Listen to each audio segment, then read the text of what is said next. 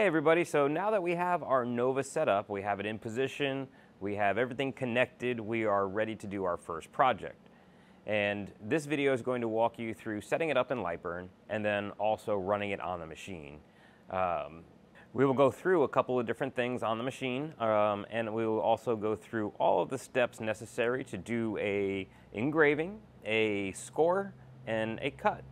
How to set that up, how to send it, and some other cool features in Lightburn that you'll end up using eventually. So let's go ahead and go to the video of how to create the graphic we're going to send over, and then we'll wrap it up by coming back over to the machine and showing you how to set it up on the machine and how to run it. We're in Lightburn, and one of the first things I'd love for you to do is go to the Help menu and go to Online Documentation.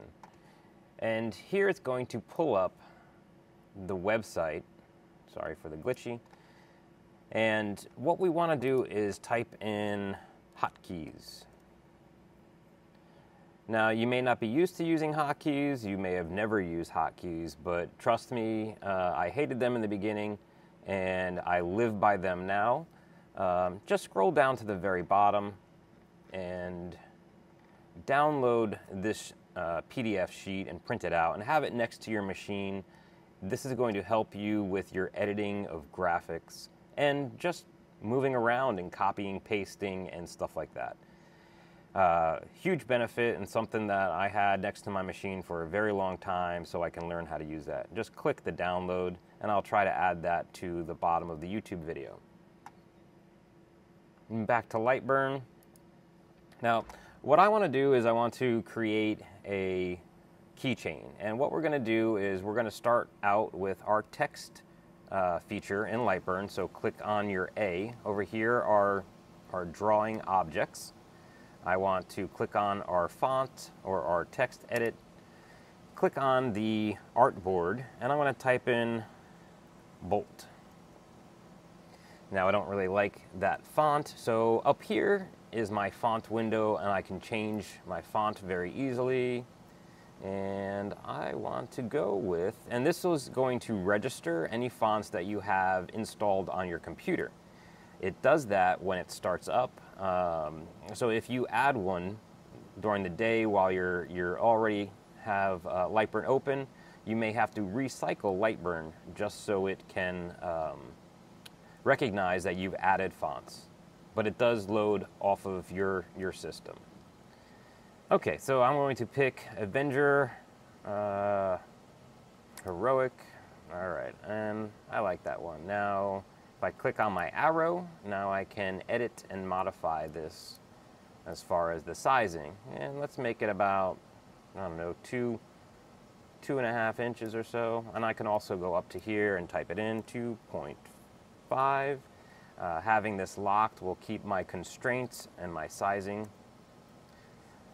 And that looks good. Now, we want to make a keychain, and I'm not going to be able to do that with just the bolt here, so we need to do an outline. If I select the bolt or the text, and then I come over here to this Varsity Style O, click on that, this is an offset, a graphical offset. And you can see that it has bumped out a offset line, and I have outer shapes only because I just want it to be mimicked on the outside of my text. And I can change the distance. You can go inward, outward, or both. And then you can also bevel your corners, make sharp corners. I like them rounded. And I'm going to make it a little bit larger. And I'm going to click OK. All right, so we have the makings of a keychain. Let me zoom in a little bit. And zooming in, just make sure your mouse or your pointer is over where you're trying to scroll to. If I put my pointer over the corner of the bolt over here, it's going that way. If I put it on this way, over here, that's the direction it's going to go. We need a keychain eyelet so that we can put the ring around it. So what I want to do is grab a circle. I'm going to make a larger circle, and then I'm going to I'll use my offset tool again, and I can do an inward offset, and we can change the sizing of it, and there we go. Now we have a ring that we can use to weld, or use our boolean tools, which are these 4 over here, and I can show you a quick trick on how these work as well. But what we want to do is we want to move both of these objects, and a pretty interesting feature in Lightburn and some other graphical programs. If I go from left to right, I have a red box. If I go from right to left, I have a green box, and they work differently. If I wanted to select just that inside circle, even though my red box is going over the outside circle, this red box is only going to grab complete graphics that are inside of that box. Whereas if I use my green box, I don't even have to encompass it inside, I just have to touch it. It's grabbing both. So really cool feature, especially if you need to grab internal graphics only. It's very, very helpful. So when you weld these objects together, we are making sure that we have an overlap. And we have plenty of overlap of that outside line and the offset of the bolt. What I'm going to do is select both of these. Now, typically when you're welding objects together, you're going to use, or cutting objects, modifying objects with other objects, you're using these boolean tools over here. Now, the really confusing part when you just start out building graphics is how do they work? Lightburn has included an assistant. So if we go down to Tools, Boolean Assistant, we can actually see what these things do and what our outcome would be if we're using these tools. And we just want a union. We want it to group together so that we can make a keychain. Okay, so I'm going to use the union of A and B. And now we have our outline or our cutout shape all set up. But if we look at our layers, let me go in here, let me get rid of this one. We don't need a multi at the moment. We have everything set up to fill, which is not what we want to do. We want the text filled, we want the outline cut out, and we want this hole cut out so that we can put a ring for a keychain through it. And of course, I'm doing the bolt. You guys can do whatever you'd like. Type your name, type your kids' names, type your partner's name, whichever. So select both of these. We need to make this a different job. And to do that, I'm going to select a different color. I'm going to go with blue.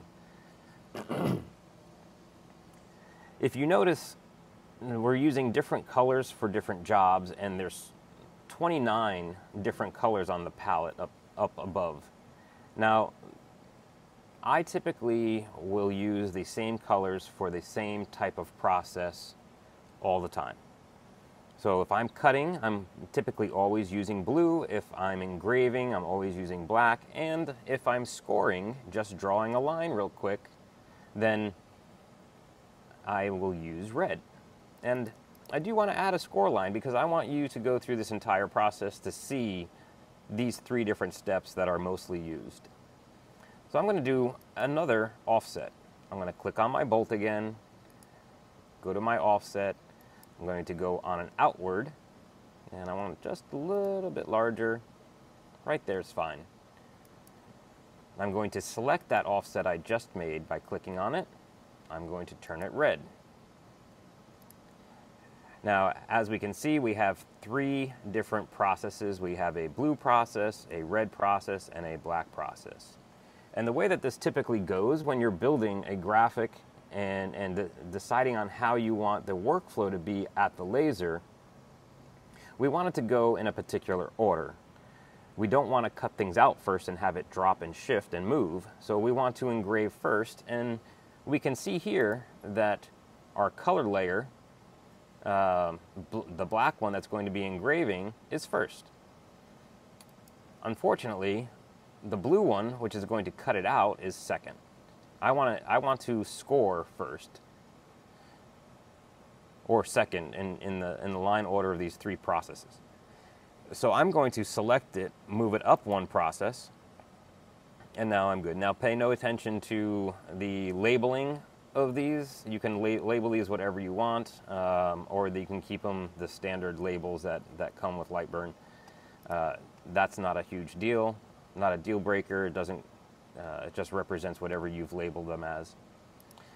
Now we have our fill, and if you're taking notes, writing stuff down, this is a good part where I'm going to explain the ranges of your cut, the ranges of your scoring, and the ranges of your engraving. There are ranges where these things are applicable.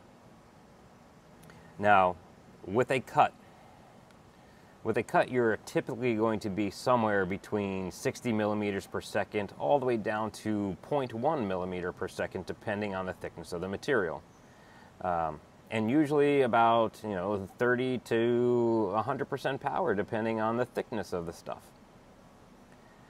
With a line, like the red line here, which is just a score, me personally, I'm always between 80 and 150 millimeters per second at a very low percentage of power. I'm trying to go fast enough to score the material, but not cut through. So it's a balance. It's a sliding scale, if you'd relate it to that. So right here, I want to cut through the material, and if you double click on these layers, we get a secondary window where we can choose our air assist and we can change our settings. And we don't need to go into any of the advanced stuff. We are just building this, this keychain real quick.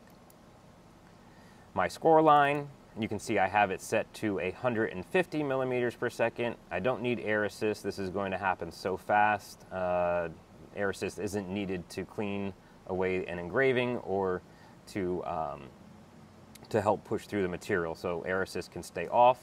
And I'm only at 10% power.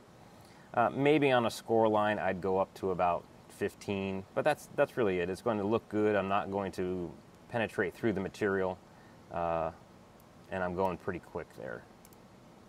Now for my fill. This is something you're going to want to watch the video on material test. This way you can see what your preference is. There is no right answer for engraving on different materials. This is a preference. How dark do you want it? How deep do you want the engraving to be on that material? A good start point for engraving on anything is going to be usually between 200, 300, all the way up to 1,000 millimeters. For this job, I'm going to do 400 millimeters per second at, let's say, 30% power. I'm going to match these, 30% power. And a good quality engraving typically will be about 300 lines per inch, and that is having each one of these passes where the machine is going from, if you look over here, this green dot is going from right to left, moving up a space, then going from left to right, and so on and so forth. It's just going back and forth, up, up, up. These lines are how we fill the graphic, and basically the size of the beam needs to touch so it fills it completely. 300 is a perfect engraving where it is completely filling that area. 300 lines per inch. We're cramming 300 itty-bitty lines made by the laser in an inch space. Okay. So at this point, I have my speeds, my powers, everything is set up, and I want to select this using my selection box. Either way, right or left, doesn't matter. I do have cut selected graphics, use selected origin. I do want to start in the top left-hand corner. So my start position on the laser will be top left. And to represent how this is going to be laid out on my machine, if I had a piece of wood, I'm going to draw a piece of wood, I'm going to set it as a tool layer. This tool layer represents my piece of wood. You can see this green dot. No matter where I place this piece of wood on my machine, it doesn't matter where it goes, all I have to do is move my laser head to that top left-hand corner of the material, hit the origin button, and then that's where it's going to start. And it's going to start there until I tell it otherwise. So maybe I have a project that I want to start there today, and then tomorrow I have another project I want to start down in the bottom left-hand corner. I would have to move my laser head and reset a new origin. But today we're going to start in the top left-hand corner. Very easy to be accurate, very easy to be consistent. I also, and I'll show you once we get to the laser, I also use that red dot laser head to run across the top of my material to make sure my material is not crooked, that my project is staying on my material. Okay, I'm selecting my bolt keychain, and I want to go up to the preview button, which is up here, the little computer screen, and I want to make sure that I have set everything correctly. So once I click on it, I can see my estimated time. I can see I have a circle, my outline, my score, and what I could do is I can hit play and I can scrub through this. And I can see how it's going to engrave, and the way that it reacts on the machine should be identical. Now I can see also that once it's done engraving, it skips over and it goes and it does my score, and then it does my cutout. And it should happen in that exact order on the machine. Real quick, while we're in here, you also have a start here. So if by chance you wanted to restart something, or something happened during the engrave, power went down and it didn't restart perfectly, you can send this job from any start point that you scrubbed to. So let's say we scrub to here, and it's just about to do the score line. We can say start here, and we can send it and start at the machine. Really cool feature to fix things that may have not worked out. Maybe it didn't cut through, you had the wrong settings, and you want to cut it again, but you don't want to run all this other stuff. You can easily just send it at whatever point that it didn't cut through at. Also, we can show the traversal moves, and we were talking about 300 lines per inch. This, you can see exactly the movements of the machine. All these red movements are how the machine is moving around. Its overpass area where it's slowing down, turning around and going the opposite way. How it's moving to start the cut or the score, and then how it's moving again to its cut on the outside. So really cool. You can see everything that needs to be seen, and everything looks like it's going to operate exactly how we want it. Click OK. Currently we are disconnected, so let's fix that real quick and pick back up. Okay, so our machine is ready, as we can see right here. I just didn't have it turned on. So once it's on and connected, and we've picked our machine, our devices, as we set up in a previous video, we can go ahead and send to the laser. You can name it whatever you want. Typically, it will follow whatever the name is of your file. So if you're working on a particular project that you have named already, it will be that. And then we can click OK. File already exists. That just means that I already have a file that's named the same thing. Yes, I want to overwrite it. But once we have sent the project over, it's a very simple process. We just have to remember some of the things that we discussed while we were building the graphic. But first, I'd like to show you that we have our start pause button right here, and this is going to start the job and pause the job, and then you would hit the escape button to end the job. So if we wanted to pause it and then stop, we realized something was wrong, start, pause, escape will end the job and bring it back to its origin position. Framing. The framing of the job is very important. This is going to make sure that you are starting in your right or your correct origin position, making sure that if you are set in the top left-hand corner, it frames into your material and not away. So this is just verifying some of our setup procedures that we covered in the building of the graphic and our origin and job location. We have our origin. This is how we are going to set our origin. Right here, we're going to move our laser head into position by using our arrows, and you can watch the laser head move backwards. And, so this is backwards, forwards to the front, right, left, and you have up and down. You can control the speed of how the X and Y moves by hitting the speed button here. And typically they're at 200 millimeters. You can just use your arrows to cycle through the numbers. So we can go over to the 2 and make it 100, hit enter, and now it's going to go 100 millimeters instead of 200 millimeters. Makes it a little easier to align your project. File button. This is so we can verify that the file that we made was actually sent to the machine. And we know that we sent a bolt keychain with black engraving, red scoring, and blue cutting. So if we do the file, it should pop up as such. You can see the black, you can see the red, and you can see the blue, and they follow the same patterns we had in Lightburn, which is perfect. Escape, and this brings us back to the main menu.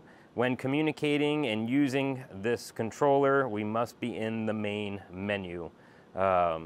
If you're in another menu, it registers as busy to Lightburn, and it probably will not send your files over.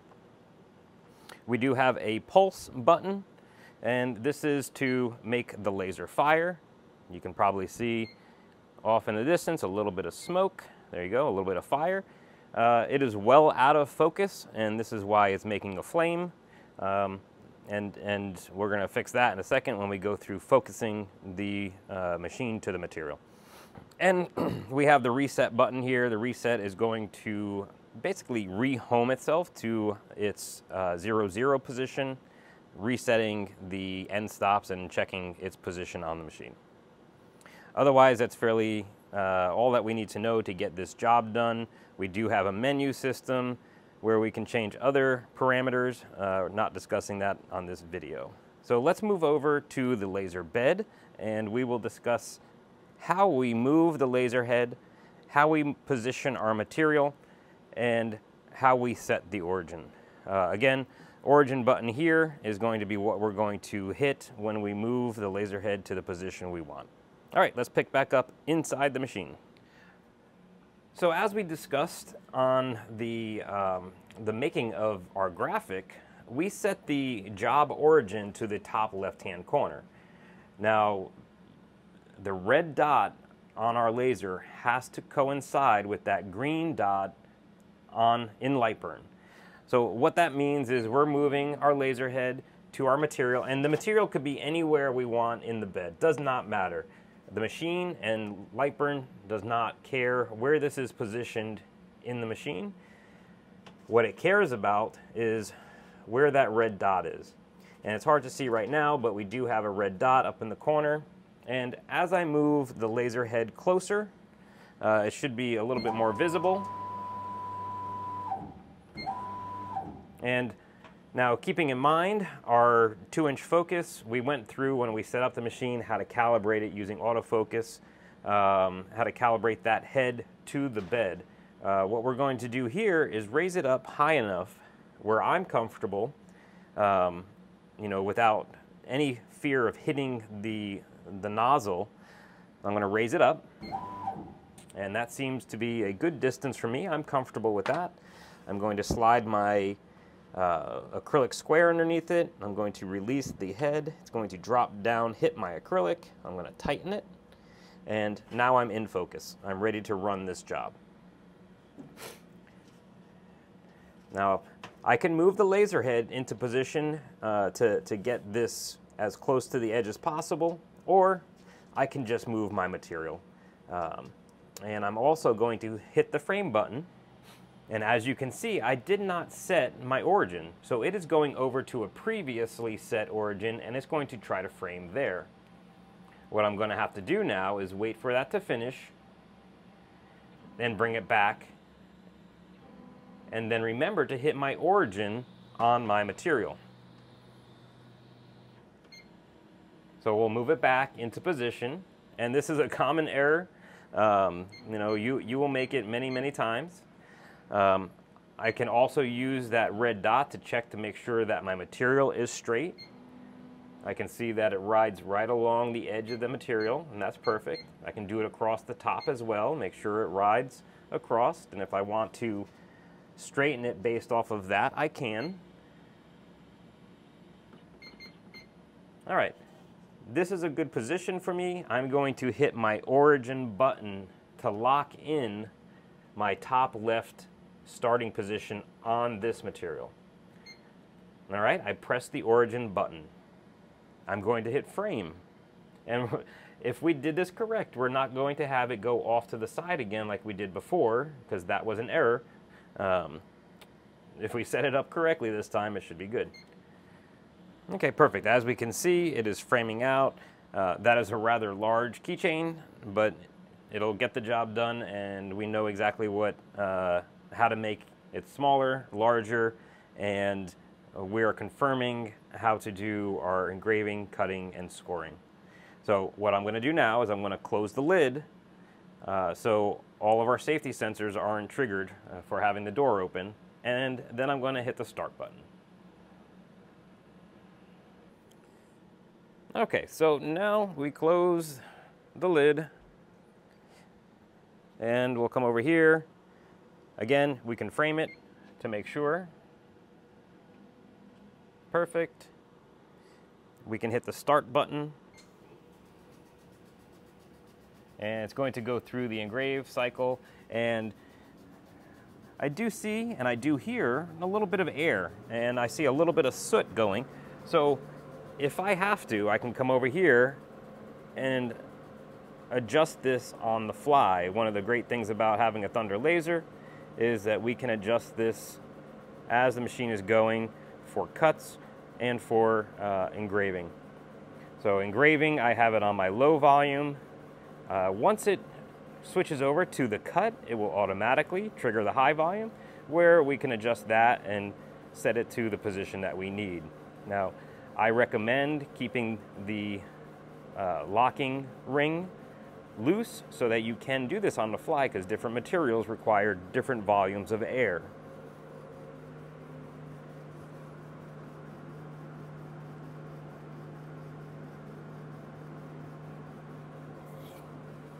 Now, quick little demonstration is, if we want to, we can hit the pause button. Now our red light is illuminated, and it will stay illuminated even when we hit pause.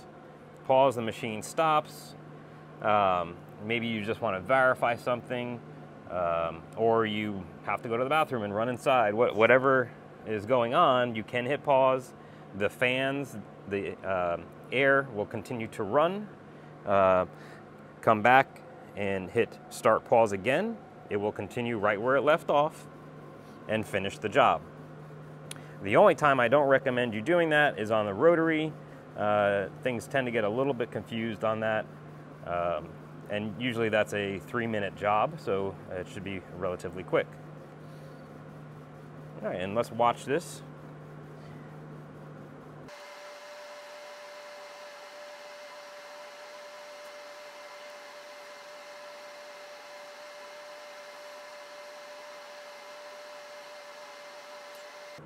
Okay, it's coming up on its score. And once it starts the cut, it's going to switch automatically to your high volume air, another great feature on these Thunders, so that you can have high volume for your cuts and low volume for your engravings.